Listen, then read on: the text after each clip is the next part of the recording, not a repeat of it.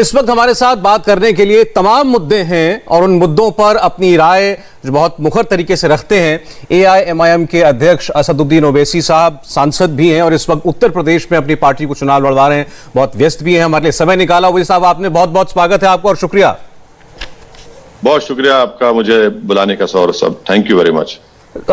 मैं आज आपसे बातचीत की शुरुआत ओवैसी साहब पाकिस्तान से करना चाहता हूं। मैंने आपकी एक तकरीर सुनी यूपी में और मैंने उसको शेयर भी किया सोशल मीडिया पर। बहुत अच्छा लगा आपने जिस तरीके से आईना दिखाया पाकिस्तान को। पाकिस्तान का होम मिनिस्टर एक क्रिकेट मैच को लेकर यह कहता है कि पाकिस्तान की हिंदुस्तान पर जीत यह इस्लाम की जीत है, और वो साथ साथ यह भी कहता है कि इसमें हिंदुस्तान के मुसलमानों का दिल भी उस वक्त पाकिस्तान की टीम के साथ धड़क रहा था। मैं चाहूंगा आपका जवाब एक बार हमारे जरिए भी पाकिस्तान पहुंचे। देखिए, वो जो उनके मंत्री हैं उनको शेख चिल्ली कहना चाहिए और हिमाकत करते हैं, बेवकूफी की बात करते हैं। इनको इस्लाम के ना माने मालूम, ना इस्लाम क्या है उनको मालूम। क्या इस्लाम कोई खेल का नाम है? क्या इस्लाम कोई क्रिकेट मैच का नाम है? कितनी बेवकूफी की और कितनी जहालत की बात इस तरह का वहां का एक वजीर करता है। तो इससे जाहिर होता है कि इनको दीन के बारे में कुछ मालूम ही नहीं, उनको दीन इस्लाम के बारे में कुछ मालूम ही नहीं है। सिर्फ भारत से नफरत की वजह से ये दीन को इस्तेमाल करते हैं। तो क्या भारत में जो मुसलमान रहते हैं, क्या वो अल्लाह को मानने वाले नहीं है? क्या इस्लाम को मानने वाले नहीं है? क्या मोहम्मद शमी, सिराज, ये सब क्या इस्लाम को मानने वाले हैं? तो ये इनकी हिमाकत है, पागलपन है। मगर इससे ये बात जाहिर होती है कि इस शख्स का दिमागी तवाजुन ठीक नहीं है और सिर्फ भारत से नफरत की बिना पर वो इस तरह की बकवास अनाप शनाप बकते रहते हैं और इसकी मजम्मत करनी चाहिए, कंडेम करनी चाहिए। एक क्रिकेट मैच है, खेल है, कोई जीतेगा कोई हारेगा। तो आप इस तरह की बात कर रहे हैं, उसको ले जाकर दीन इस्लाम से जोड़ते हैं, तो काबिल मजम्मत है और उसको कंडेम करना चाहिए जो मैंने किया है जी। लेकिन वो क्रिकेट मैच इतना बड़ा बवाल में तब्दील हो जाएगा ये किसी ने सोचा नहीं था। हिंदुस्तान की हार हुई, दुख सबको हुआ। अब इस पाकिस्तान जब वो मंत्री जब ये बोलता है कि हिंदुस्तान का मुसलमान भी उस मैच में पाकिस्तान की जीत की दुआएं कर रहा था, तो वो यहां हमारे यहां भी नफरत के बीज बोने की कोशिश करता है। अब देखिए ना कि वो उनके पास बलूचिस्तान में क्या हो रहा है, उनके पास कराची में जो भारत को छोड़कर पाकिस्तान को अपना मुल्क बनाने गए, उनको आज भी महाजिर कहा जाता है। वहां पर आज भी मसाजिद में जुमे की नमाज के बाद बम ब्लास्ट होते हैं, सुसाइड बॉम्बिंग होती है। वो कौन सा इस्लाम की बात कर रहे हैं? फिर पूरे दहशतगर्द को तैयार करते हैं। और मुंबई में 26/11 का वाकया हुआ, कहां से आए थे वो लोग? पाकिस्तान से आए थे।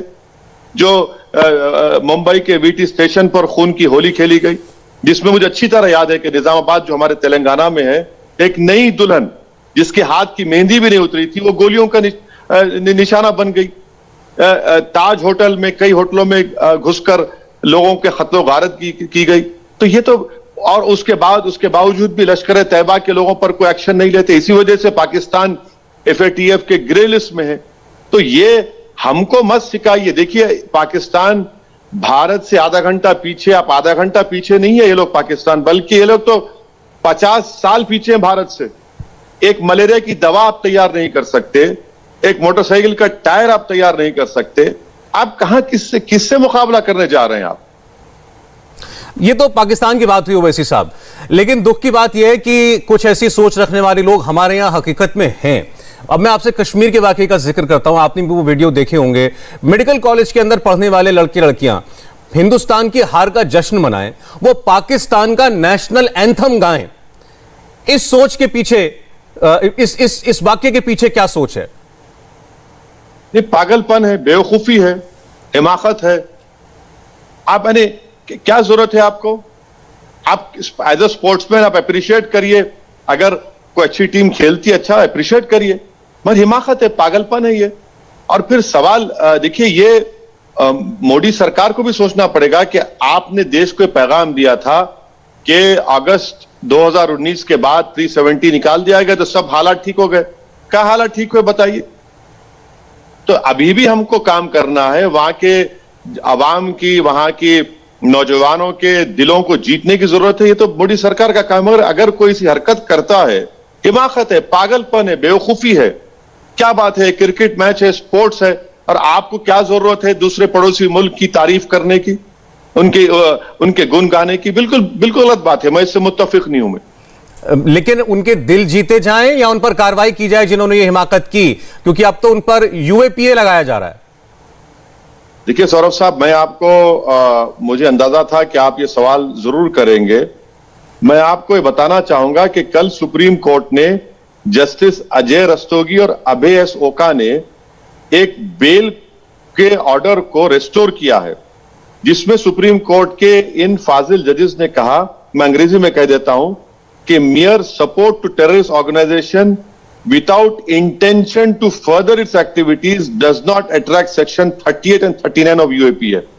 तो UAPA आप लगा रहे हैं तो आप उस पर तो लगेगा नहीं UAPA। यकीनन हम उस तरह के बिहेवियर को मानते नहीं है, बेवकूफी है, कंडेम करते हैं बिहेवियर को। मगर क्या UAPA लगाएंगे, क्या कोर्ट में केस चलेगा? वो तो कोर्ट में केस चलेगा ही नहीं। सुप्रीम कोर्ट के ये जो बेल का ऑर्डर है जस्टिस अजय रस्तोगी का और अभय एस ओका का, वो तो साफ तौर से कहते हैं कि UAPA नहीं लगता इस एक्टिविटीज को।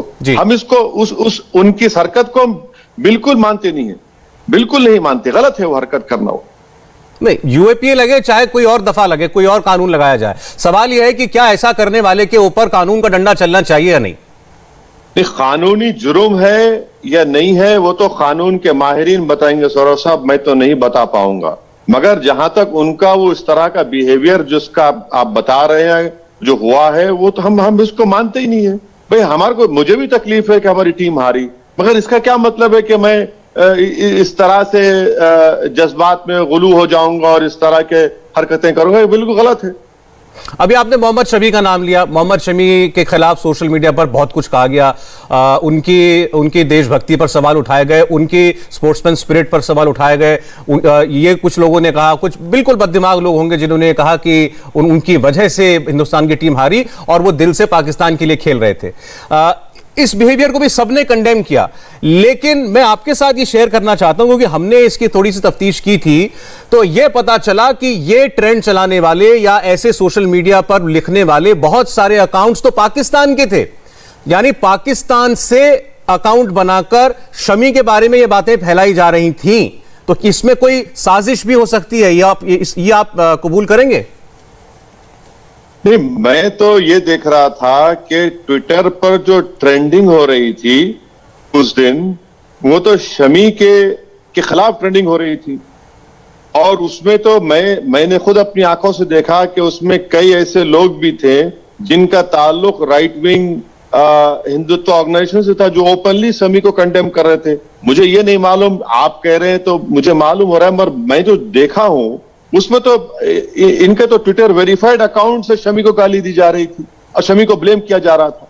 तो ये तो, अगर ये गलत है ना, और अगर उस वक्त सरकार का कोई जिम्मेदार आदमी, चलिए स्पोर्ट्स मिनिस्टर आ जाते और आकर या कम से कम ट्वीट कर देते और कंडेम करते उसको।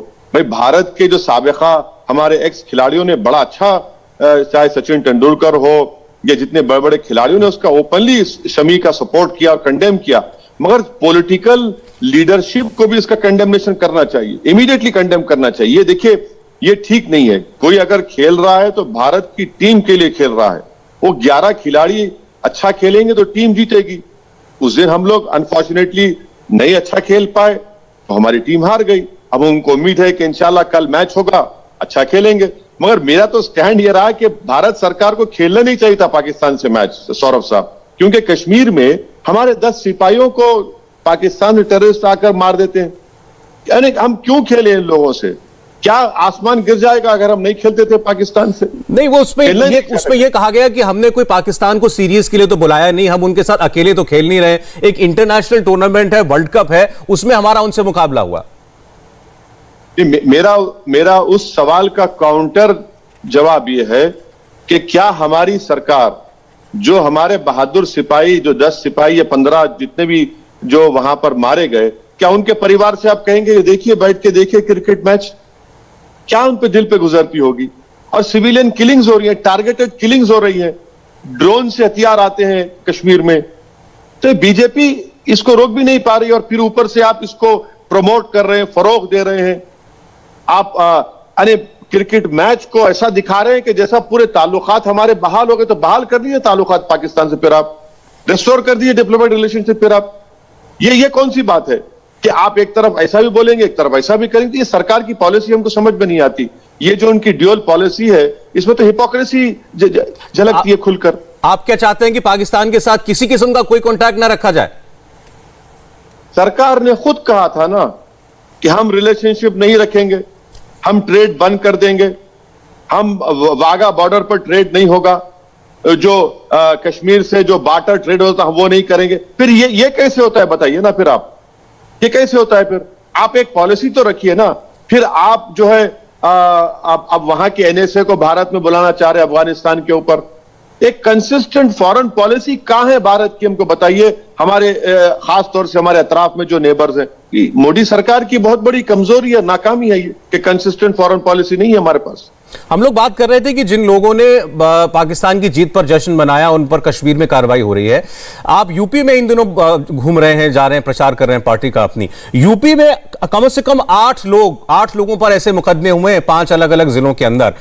कश्मीर तो चले, कश्मीर में का एक इतिहास भी है, लेकिन उत्तर प्रदेश में रहने वाला कोई मुसलमान जश्न मनाए पाकिस्तान की जीत का, इस पर क्या कहेंगे? मैं तो कह रहा हूं ना कि भाई एक स्पोर्ट्स के मैच में आप अगर हमारी टीम हारती है तो जश्न किस बात का मना रहे हैं? हम तो उनसे कहेंगे प्यारे जश्न क्यों मना रहे हैं? स्पोर्ट्स है।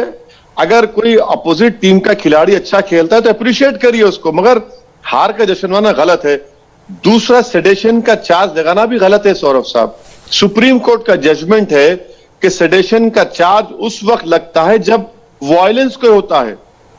मियर अटरेंस पर आप सेडेशन कैसे लगाते हैं? यह भी तो गलत है ना। आप कानून का गलत इस्तेमाल कर रहे हैं। सेडेशन के लिए सुप्रीम कोर्ट ने बता दिया कि it should be followed by violence. Violence कहां वो बताइए? और जो लोग वो कर रहे हैं, अगर जो जश्न मनाए हैं, हिमाकत है, पागलपन है, बेवकूफी है, उनकी नादानी है। इनको इस तरह हरकत नहीं करनी। ओवैसी साहब, आपने ये इसको नादानी कहकर भूल जाए, इसको नादानी कहकर भूल जाए। अगर कोई मैंने आपने वो वीडियो देखे कि नहीं देखे मुझे नहीं पता, मैंने देखे। कोई आदमी कहे कि मैं हिंदुस्तान की नहीं खाता हूं, मैं कमा के खाता हूं अपना, मेरा हिंदुस्तान से कोई लेना देना नहीं, और गाली दे। कोई कहे भारत माता और उसके आगे गाली लगाए। ना ये देखिए, ये अनएक्सेप्टेबल बिहेवियर है। आप मुल्क को गाली नहीं दे सकते। आप मुल्क के हुक्मरानों पर तनकीद करिए, उनको गाली नहीं दे सकते। आप नरेंद्र मोदी को क्रिटिसाइज करिए, बीजेपी आरएसएस को क्रिटिसाइज करिए, ओवैसी को क्रिटिसाइज करिए, मगर लड़ाई मुल्क से कहां हो रही है भाई? मुल्क तो मेरा भी है, मुल्क तो सबका है, मुल्क हम सबका है। इस मुल्क का तो कोई मजहब ही नहीं है। और अगर कोई इस तरह की हरकत कर रहा है तो उसको कंडेम करनी चाहिए, मगर सेडेशन नहीं लगता, इस पर सेडेशन नहीं लगता। मैं आपको ये बता, अगर ये देशद्रोह नहीं है तो और क्या है? अगर आप देश को मानते ही नहीं हैं, अगर आप देश को गाली देते हैं तो फिर देशद्रोह क्या है? आप तो कानून के जानकार हैं, मैं आपसे जानना चाहता हूं। नहीं, मैं जहां तक मुझे जो लिमिटेड लीगल नॉलेज है, मैं आपको खुलकर कह रहा हूं कि सेडेशन का चार्ज उन पर नहीं लग सकता है, क्योंकि it has to be followed by violence. ये अलग बात है कि आप लगा दीजिए, उनको जेल में डाल दीजिए, 2 महीने 6 महीने के बाद बेल होगी, उसके बाद केस खत्म हो जाएगा। केस नहीं चलेगा, ये it will not stand the test of the law, नहीं चलेगा वो। हालांकि योगी सरकार ने तो, खुद मुख्यमंत्री योगी ने ट्वीट किया कि ऐसे सारे लोगों पर हम देशद्रोह का मुकदमा ही लगाएंगे। लगाइए, चलेगा तो नहीं ना। कोई कोर्ट में तो जज योगी नहीं है ना। कोर्ट में जज तो जज होगा जिसको कानून की जानकारी है और वो लॉ के ऊपर फैसला देगा ना। अगर कोई एक पॉलिटिशियन रेटरिक के लिए इस्तेमाल करेगा तो आप कर लीजिए, मगर कोर्ट में तो फैसला होगा, शायद देर होगी मगर अंधेर तो नहीं होगा ना। ओवैसी साहब, मैं अब चलिए कानून की बात छोड़ते हैं, मैं इसके पीछे की ज़हनियत आपसे समझना चाहता हूं और इसका इलाज भी जानना चाहता हूं कि अगर हमारे देश में कोई ऐसा व्यक्ति है जिसकी डिसअफेक्शन है अपने देश के साथ, जो अपने देश का ही भला नहीं चाहता, तो इसके पीछे वजह क्या है? और फिर इसके विपरीत जब दूसरी तरफ का आदमी खड़ा होकर के इसको गिनाएगा और फिर वो भी 2 बातें कहेगा, तो फिर यह कहा जाता है कि देश को बांटने की राजनीति हो रही है। नहीं, अगर इस तरह की ज़हनियत के लोग हैं तो इनको कंडेम करना चाहिए। इनको सुधारने की जरूरत है, इनको समझाने की जरूरत है।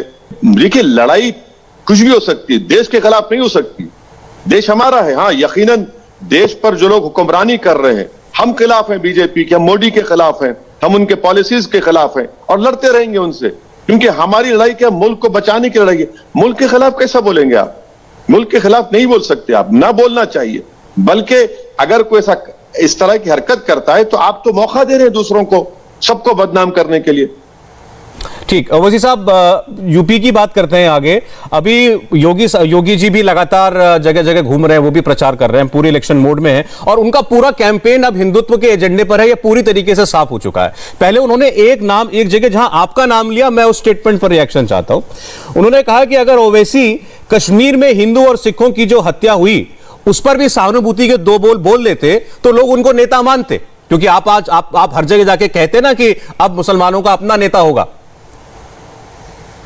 देखिए, योगी आदित्यनाथ जो है वो बेचारे रिसर्च करने के आदी नहीं है।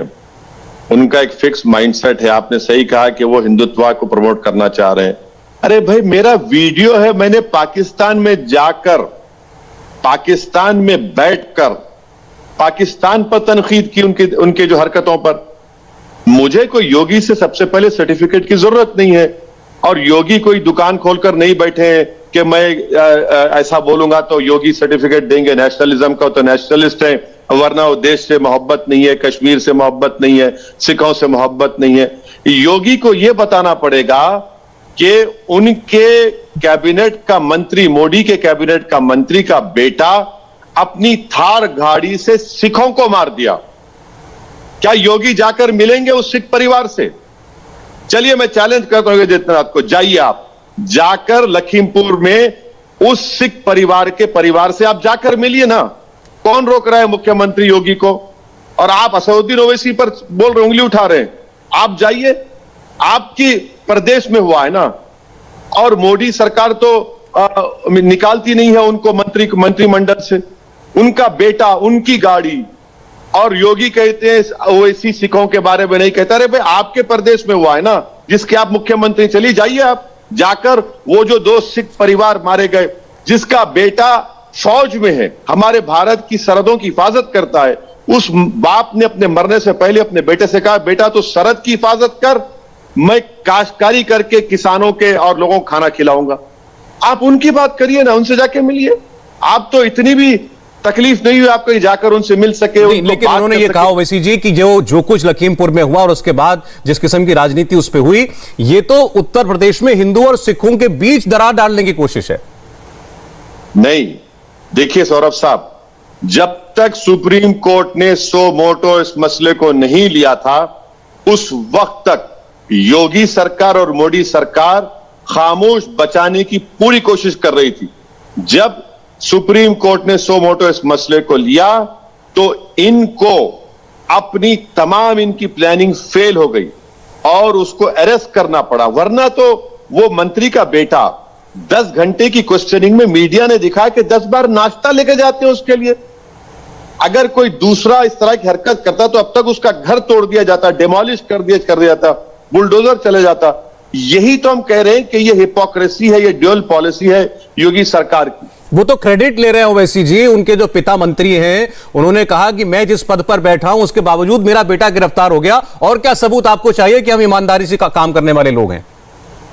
देखिए, एक बात, मेरी बात आप बेहतर जानते हैं सौरभ साहब, देश जानता है, अगर किसी का बेटा एक ग्रीवियस चार्ज मर्डर का फेस कर रहा है और उसका बाप, उसके अब्बा जी यूनियन में होम मिनिस्ट्री के मिनिस्टर है, इंसाफ का और मोरालिटी का तकाजा यह है कि उनको उस पद से हटाया जाए।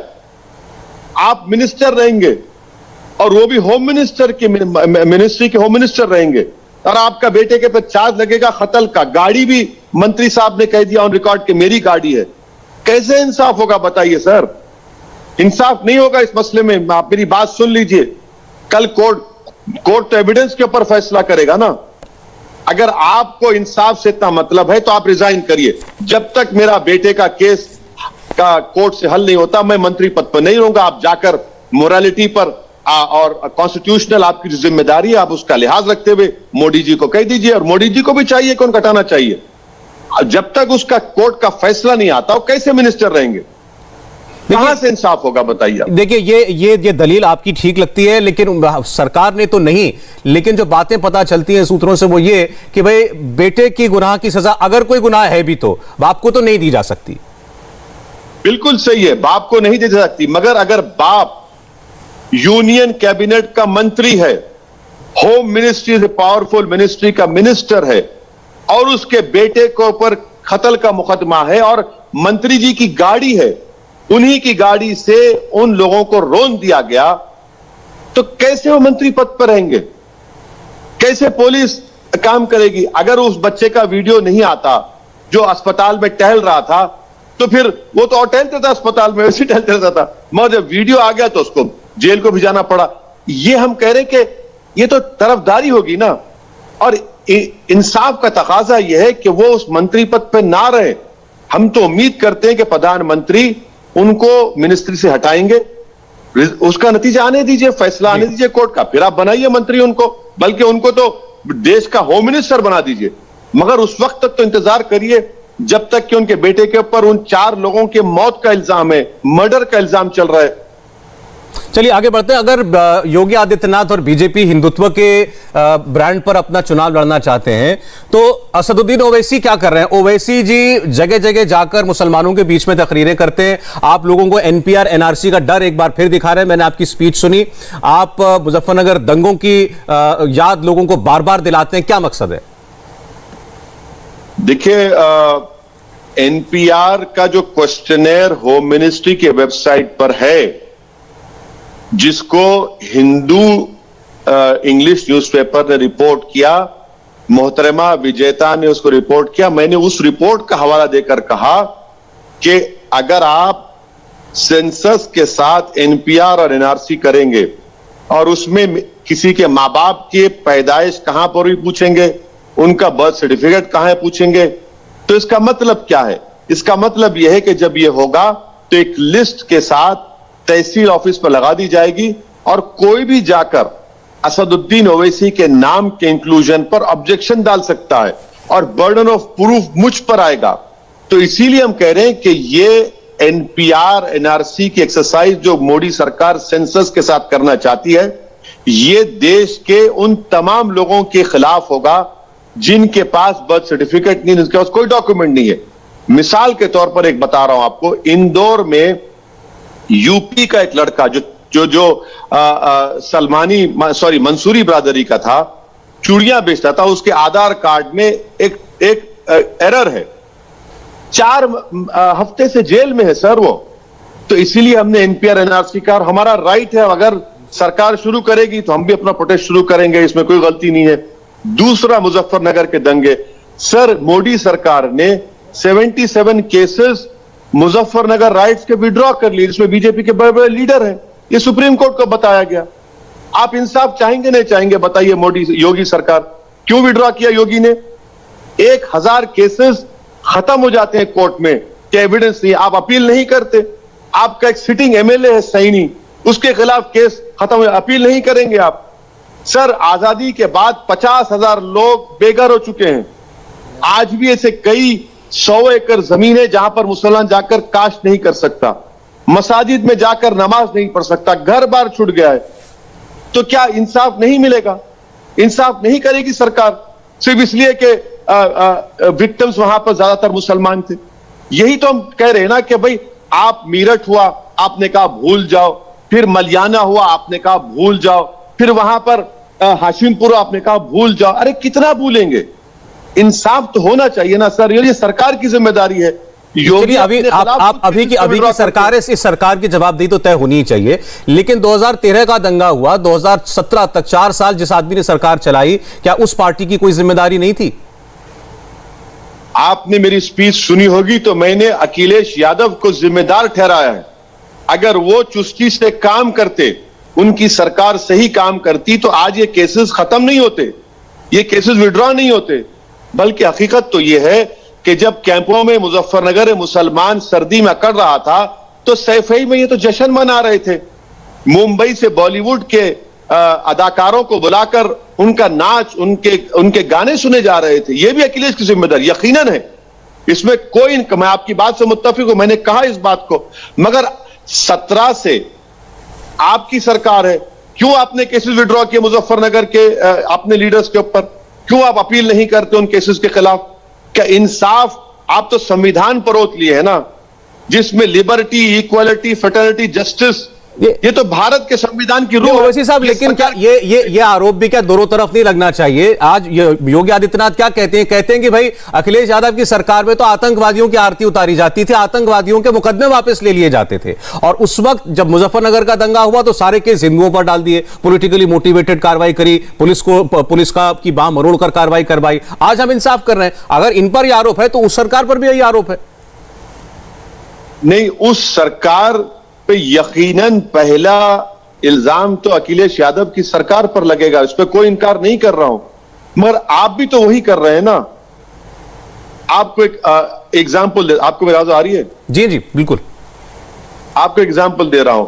एक गुप्ता नामी शख्स को गोरखपुर की पुलिस ने कस्टडी में मार दिया और मुख्यमंत्री पहुंच गए 50 लाख देने। भाई उन्नाव में एक फैसल नामी बच्चा था जो तरकारी बेचता था, मीडिया ने रिपोर्ट किया कि पुलिस कस्टडी में मारा गया, तो आप फैसल की मदद नहीं करेंगे?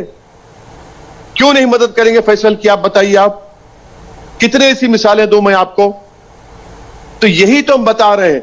और रहा सवाल असदुद्दीन ओवैसी के इलेक्शन कैंपेन का, मैं हिंदुत्व का मुकाबला फंडामेंटलिज्म से नहीं करूंगा, मैं कॉन्स्टिट्यूशन से करूंगा।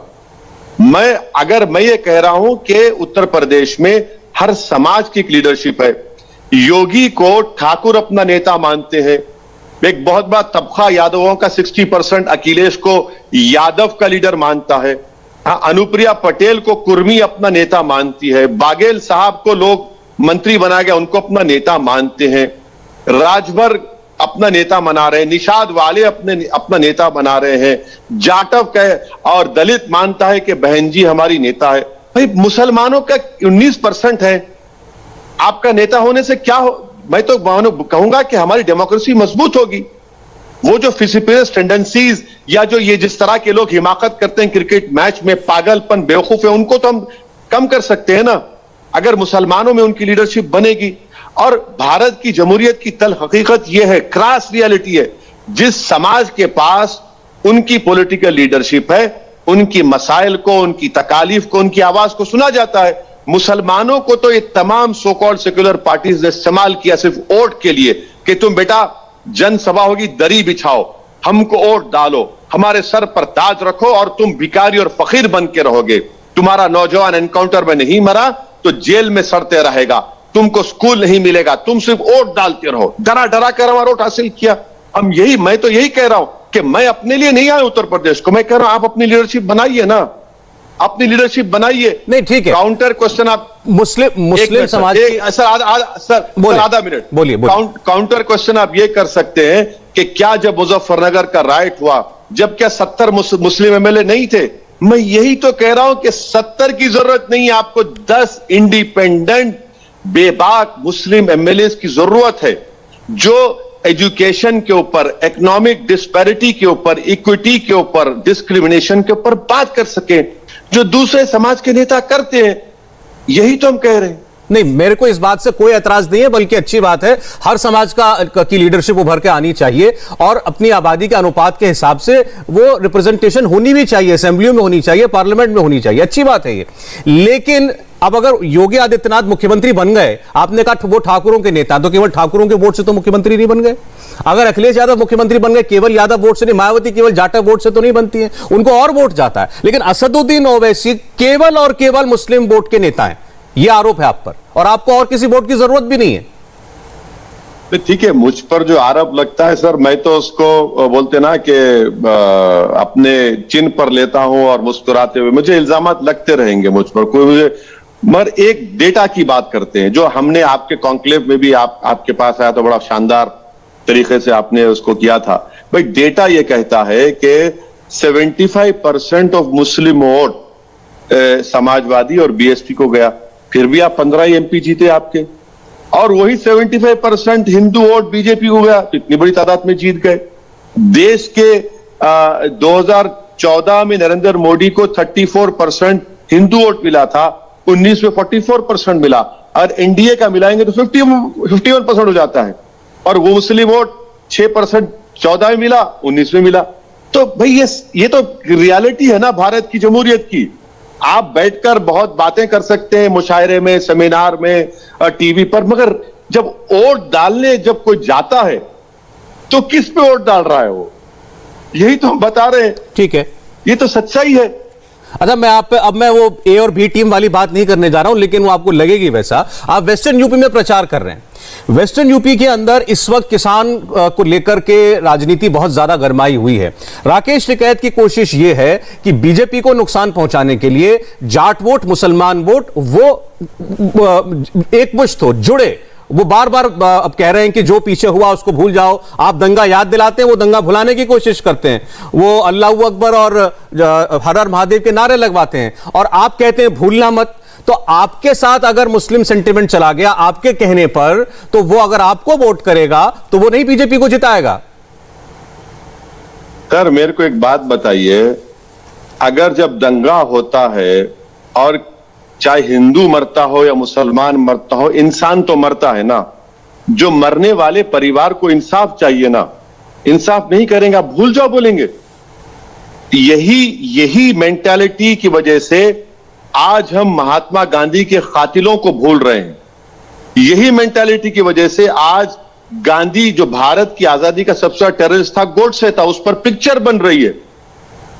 और रहा सवाल जो मुझ पर तनकीद कर रहे हैं, भाई ये जो 2013 का मुजफ्फरनगर का राइट हुआ, कौन सी बलियान खाप पंचायत मेरी थी क्या वो, जहां पर खाप पंचायत शुरू हुई थी? अच्छा, तीसरी बात, अजीत सिंह जो जाट के सबसे बड़े लीडर थे, चौधरी चरण सिंह के बेटे थे, उनको किसने हराया भैया? जयंत को, हमारा दोस्त है, जयंत को किसने हराया बताइए? 92% जाटों ने बीजेपी को वोट दिया, इंपेरिकल एविडेंस है। आप बताइए ना, मुजफ्फरनगर में इंसाफ आप नहीं करेंगे? जहां पर मेरी जमीन है मैं वहां काश नहीं करूंगा, जहां पर मेरी मस्जिद है वहां जाकर नमाज नहीं पढ़ूंगा, जहां पर मेरा घर बार है खाली पड़ा हुआ है मैं जाके नहीं रहूंगा। मगर चुनाव का आ गया तो वोट डालो, हमको मिलके रहना है। अरे मिलके रहेंगे तो घर में भी रहेंगे, मिलके मस्जिद में भी जाएंगे, अपनी जमीन पर काश भी करेंगे। ये कौन से मिलके रहने की बात कर रहे हैं? हर चीज को भूल जाए हम। मिलके रहने में क्या कोई बुराई है? मिलके रह, ये तो कह रहा हूं ना कि मिलके जब रहना है सौरभ साहब, तो जो मेरा घर मैंने छोड़ दिया है, ऐसे 100 घर है मुसलमानों के जो हम नहीं जा सकते उस घर में, ऐसी 100 एकड़ जमीन है जहां पर हम काश नहीं कर सकते, चलिए वहां पर लेकर जाइए हमको। आप नारा लगा दिए अल्लाह अकबर का, उन मुसलमानों को ले जाकर उन घर में रखिए, उनकी जमीन दिलाइए, उन मस्जिदों में जाकर कहीं नमाज पढ़ो, तुम यहां पर इंसाफ दिलाइए उन पीड़ित परिवारों को, उनके आंसू पहुंचिए। अगर नहीं पहुंच सकते कम से कम उनका हाथ पकड़कर कहिए। आप सिर्फ चुनाव के लिए कह रहे हैं बात, ये नहीं, चुनाव के लिए कह रहे हैं तो दिल नहीं मिलेंगे। अगर आप वाकई में ईमानदार हैं, सच्चे हैं और दिल मिलाना चाहते हैं, तो दिल इस तरह से मिलते हैं जब इंसाफ होगा। सिर्फ चुनाव के लिए कह रहे हैं आप, और चुनाव के बाद फिर क्या भूल जाएंगे? हम रोज मरते रहेंगे। तो कौन सा ऐसा चुनाव है जहां पर मुसलमानों से नहीं कहा जाता कि देखो मुसलमानों, ये तुम्हारी जिंदगी मौत का चुनाव है? अरे भाई, कितने चुनाव हो चुके हैं। दिल्ली के मैसेकर से लेकर 90 का मैसेकर से लेकर कितने चुनाव हो चुके हैं। उसके बाद सब भूल जाते हैं, हम रोज मरते हैं। अच्छा, मैं रोज एनकाउंटर होता है। ठीक है ओवैसी साहब, चूंकि बात तो राकेश टिकैत से शुरू हुई थी, उन्होंने आपके ऊपर तंज भी कसा, कहा चाचा जान आ गए हैं, बीजेपी को जिताने वाले आ गए हैं। अब पश्चिमी उत्तर प्रदेश में वो उनका परिवार, उनकी एक लेगेसी है, उसका कुछ असर भी है, और इन दिनों में किसान एजिटेशन के दौरान उनका कद कुछ बढ़ा भी है। उनके बारे में आपकी क्या राय है? बलियान खाप पंचायत जब बैठी थी उसके बाद सब शुरू हुआ। कौन था वो?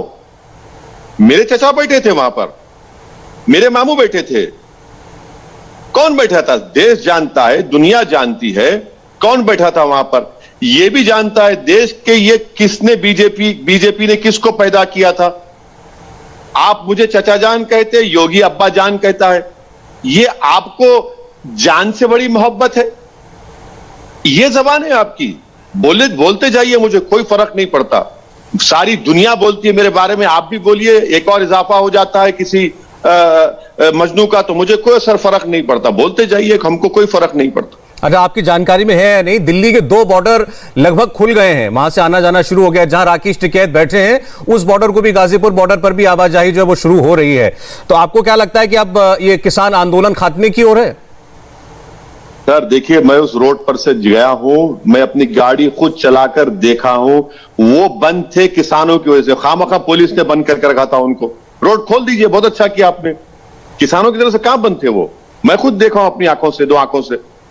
अच्छा ठीक है, आखिर में 2-3 सवाल आपसे और करने हैं मुझे। इन दिनों जो कुछ मुंबई में चल रहा है वो तो पूरा देश देख ही रहा है। शाहरुख खान के बेटे को जेल हुई ड्रग्स के आरोप में, उस पर बहुत से लोगों ने और महबूबा मुफ्ती ने शुरुआत में कहा था कि देश में मुसलमान होने की सजा है ये, कि शाहरुख खान का बेटा भी जेल में डाल दिया जाता है बिना किसी कसूर के और उसको बेल नहीं मिलती। आपकी राय है उनके साथ? सर, असदुद्दीन ओवैसी ने जब दासना में हमारी पब्लिक मीटिंग हुई थी, वहां पर हमसे किसी ने कहा कि उस पर बोलिए, हम बोले नहीं बोलेंगे, हम फिल्म स्टार के बारे में नहीं बोलेंगे, ये दौलतमंद लोग हैं। उत्तर प्रदेश में 27% अंडर ट्रायल मुसलमान जेल में, इनके बारे में कौन बोलेगा सौरभ साहब? महाराष्ट्र की जेलों में दलित और मुसलमान भरे पड़े हैं, उनका जुर्म सिर्फ 2 है, एक तो दलित मुसलमान है और दूसरा गरीब है। आप लोग तो ऐसा चला रहे हैं, दौलतमंद के लोग तो वो तो बड़े से बड़े वकील को रख सकते ना, उनके पास ताकत है पैसे की। इसीलिए मैं हरगिज इस बारे में कोई कमेंट किया ना करूंगा। मेरी लड़ाई उन गरीबों के लिए है जो बेआवाज है। ओवैसी साहब, इसके जरिए भी तो यही बात सामने आई ना कि अगर देश के अंदर एक सुपरस्टार और इतना पैसे वाले व्यक्ति का बेटा भी 3 हफ्ते जेल में रह सकता है, बड़े बड़े वकील उसको नहीं छुड़वा पा रहे हैं, तो वो जो गरीब आदमी है जो अंडर ट्रायल है उसका क्या होता होगा? इसके जरिए भी तो ये बात करने का मौका मिला ना। सर आप सही कह रहे हैं, मगर मैं क्यों बोलूं इन दौलतमंदों के बारे में? जिनको उनसे मोहब्बत है वो बात करें। अरे आसाम में उसमें जेल में डाल दिया गया, उनका नाम नहीं आया, उनके बारे में कौन बात करेगा?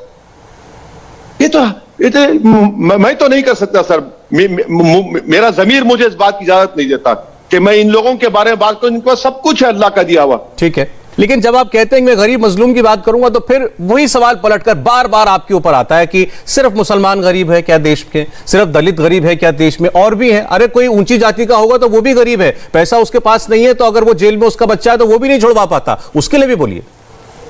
सर यकीनन बोलना चाहिए, मगर आप जिस जगह पर बैठे हैं और जिस जगह पर जनता ने मुझे बिठाया है, आप और हम ये देख रहे हैं कि डिस्क्रिमिनेशन सोसाइटी में कहां से होता है। सर डिस्क्रिमिनेशन होता है कास्ट लाइंस पर, रिलीजियस लाइंस पर। इनइक्वालिटी कहां पर होती है? यकीनन अगर कोई आला जात का है उसको भी डिस्क्रिमिनेशन होता है, उसको कंडेम करना चाहिए, मगर जो सोसाइटी में जो सिस्टमिक डिस्क्रिमिनेशन है उसको भी तो देखना चाहिए हमको रियलिटी से। ओवैसी साहब, मेरे ख्याल में आज हर मुद्दे पर आपसे बात हुई और आपकी राय जानने का मौका मिला, और आप बहुत बिजी शेड्यूल के बीच में हमारे लिए वक्त निकाल करके आए। मैं आपका बहुत शुक्रिया अदा करता हूं, बहुत बहुत धन्यवाद। हर बार की तरह बहुत अच्छा लगा आपसे बात करके। बहुत शुक्रिया आपका बुलाने का। Thank you sir, I am honoured. Thank you very much sir. India TV हर वक्त हर जगह डाउनलोड करने के लिए सर्च करें India TV news Google play store या ऐप स्टोर पर।